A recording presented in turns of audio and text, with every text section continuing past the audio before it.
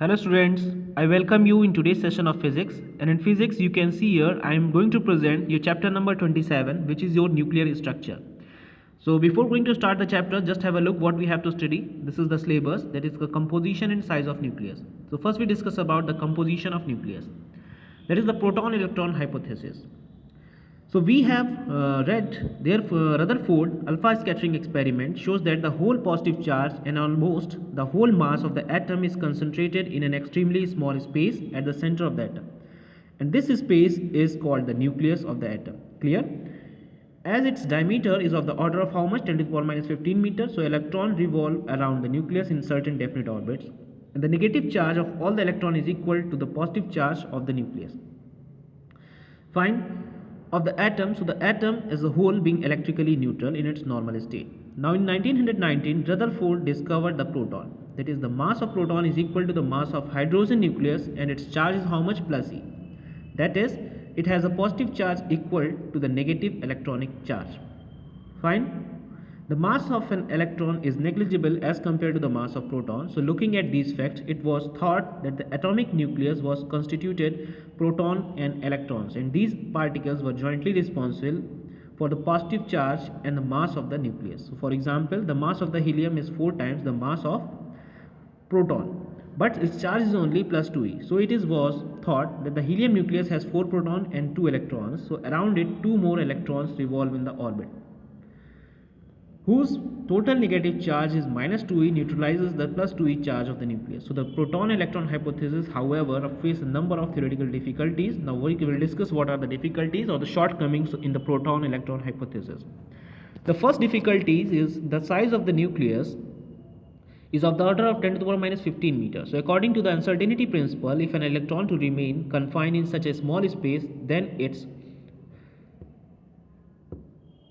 energy should be of the order of 100 mega electron volt, but the energy of the beta particle emitted from the nucleus is of the 2 to 3 mega electron volt. So this difference of an energy clearly indicate the electron cannot exist in the nucleus.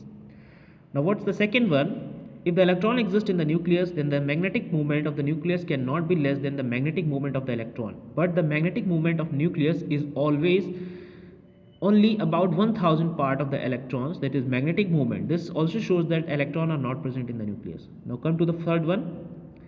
Assuming the presence of electron in the nucleus, the calculated angular momentum of the nucleus is different from its experimental value. Clear? Now see the proton-neutron hypothesis. So in 1932, neutron were discovered. Neutron is uncharged, but its mass is nearly equals to the mass of proton.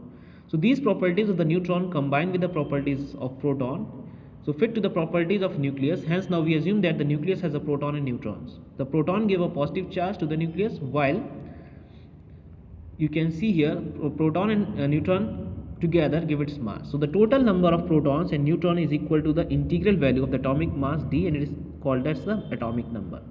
The number of proton is called the atomic number. The place of an element in the periodic table is decided by its atomic number only. Now the charge, you can see here plus E, and the mass of hydrogen nucleus are exactly equal to those of the proton. So there is only one proton in the hydrogen nucleus.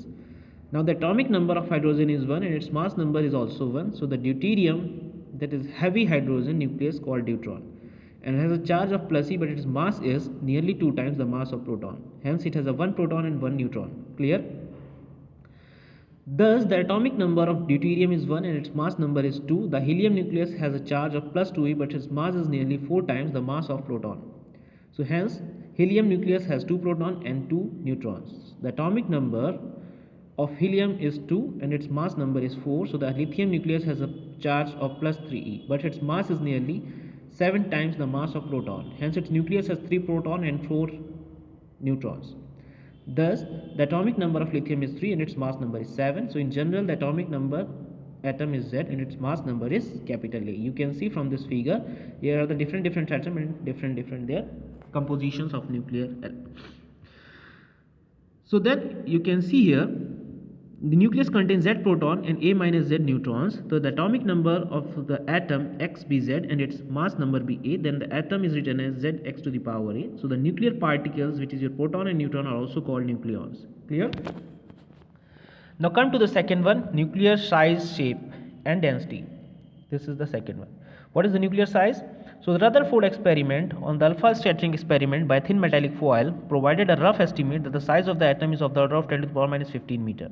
Now since then many scattering experiments using energetic electron and neutron as the scattering of a particle have been performed to determine the size of the nucleus. So these experiments shows that the volume of the nucleus is directly proportional to the number of nucleons in it, in which the mass number be A and its radius is R of the nucleus. So assume spherical. If we assuming the nucleus as a spherical, then its volume is how much? You know where the volume of a sphere 4 by 3 pi r cube. So you can write it 4 by 3 pi r cube is proportional to its atomic number, which is your its mass number, capital A. Fine. So we can write it like this: R is proportional to A to the power 1 by 3, or you can also write R is equals to R naught A to the power 1 by 3. This one. Now what is R naught? R naught is an empirical constant whose value is experimentally found to be 1.2 10 to the power minus 15 meters. Since the mass number A is different for different atoms, so nuclei of different atoms have different radii. Clear?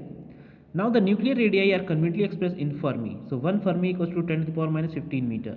And what is the radius? Radius equals to 1.2 A to the power 1 by 3 F.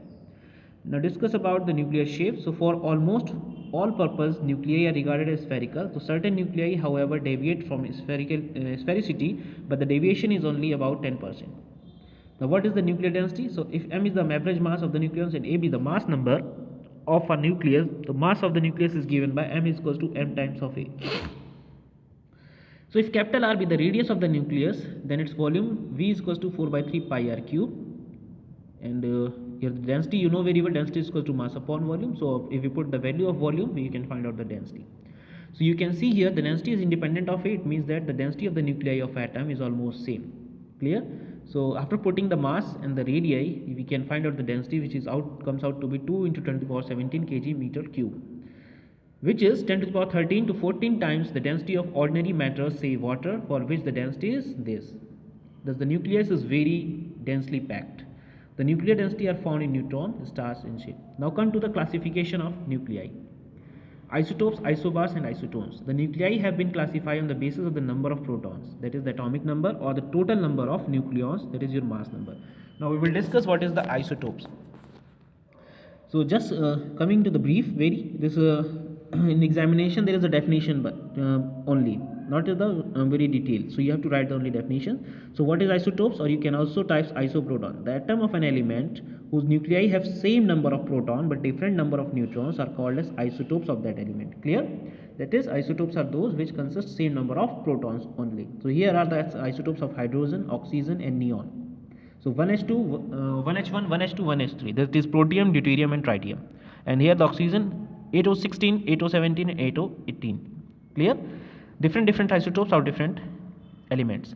So the element hydrogen has 3 isotopes. I already told you which are atomic number 1, but their mass number is 1, 2, 3. Clear?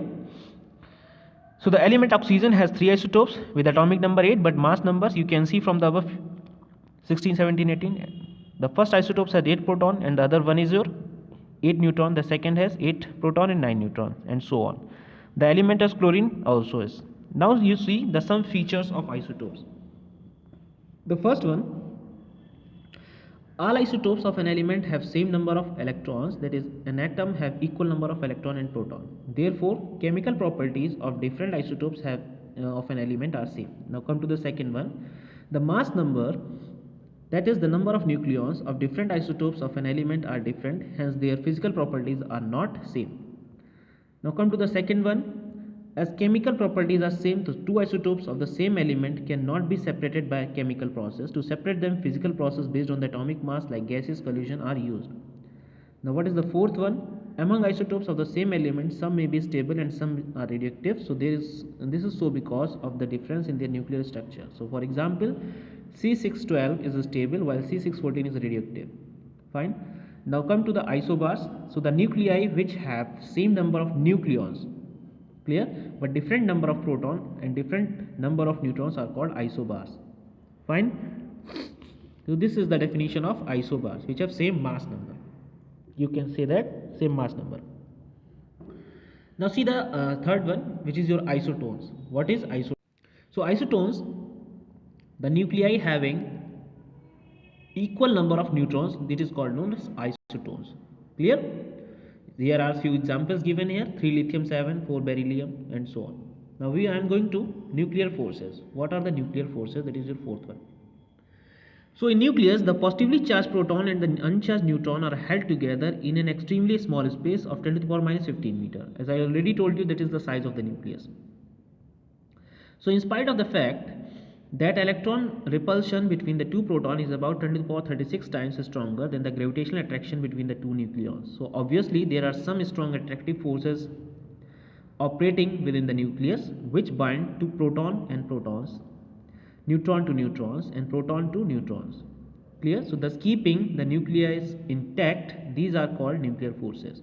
So experimental evidences lead to the following properties of the nuclear forces. The first one, nuclear forces are primarily attractive. I am not going to the deep, just read the brief. Nuclear forces are non-electric. The third one, nuclear forces are non-gravitational. The fourth one is nuclear forces are extremely stronger. The fifth one, nuclear forces are extremely short ranges forces. The sixth one is the nuclear forces are charge independent. Clear? The seventh one, nuclear forces are spin independent. And the seventh one, nuclear forces have the property of saturation. Clear? Now this is, I am moving to the Yukawa's theory. This is the most important one. Yukawa-Mason's theory. I am not talking about the stability because this thing we have already covered out in our previous chapter, where we Bohr's give the relation and determine the stability of the nucleus. So I am taking the Yukawa-Mason's theory of nuclear forces. You can see here, this is the topic I am going to take now. So the origin of attractive, non-electric and non-gravitational but strongest short-range forces between nucleons remain a mystery for a long time. A Japanese scientist named as Yukawa in 1935 predicted a new particle called pi mesons, which was later or actually discovered in cosmic radiation, and held it responsible for the origin of nuclear forces. So the rest mass of the pi meson is about 200 times the rest mass of an electron, but less than the mass of proton or neutron. So mesons are of three types. This is the important one, which are positively charged, negatively charged, and uncharged. Clear? The magnitude of the charge on a charged meson is equal to the electronic charge. So according to the Yukawa, there is a cloud of pi mesons around every nucleons, proton and neutrons. So the difference between a proton and a neutron is only due to the different structure of mesons cloud around them. So there is a continuous exchange of pi mesons between the proton and neutrons, due to which they continue to be converted into one another. So when a pi meson jumps from a proton to a neutron, the proton is converted into a neutron and the neutron is converted into a proton. You can see here, this is the conversion of pi mesons.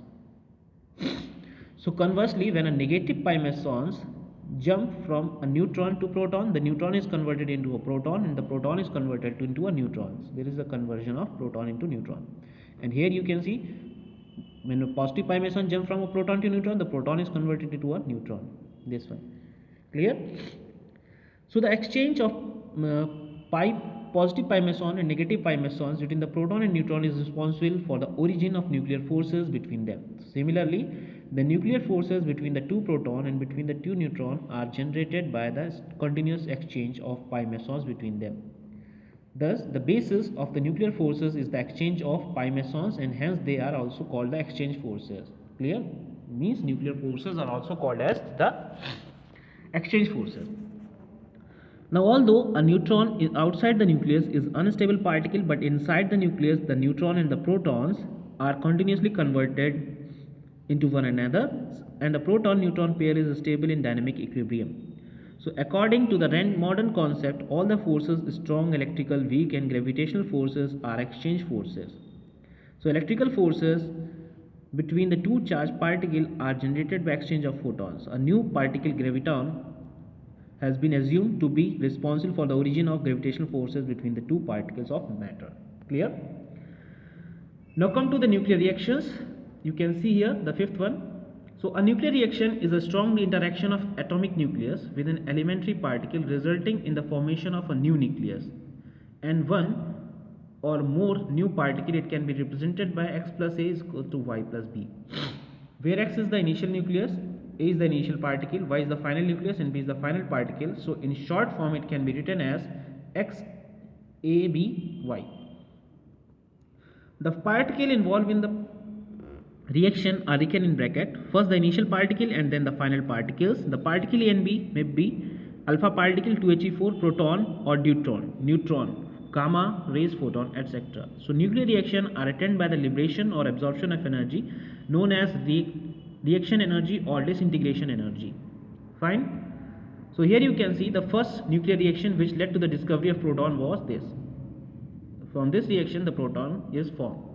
So in this reaction a nitrogen nucleus hit by alpha particle is converted into oxygen isotopes nucleus and a proton is emitted. So this reaction is called the alpha proton reaction, this one.